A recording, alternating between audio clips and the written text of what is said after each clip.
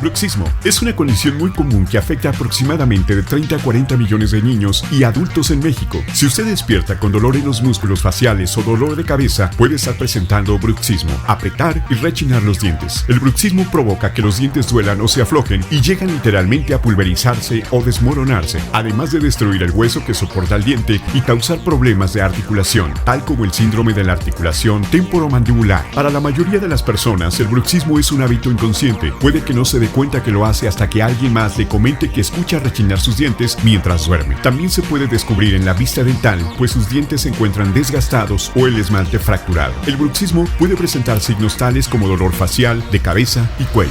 Cuidamos de ti.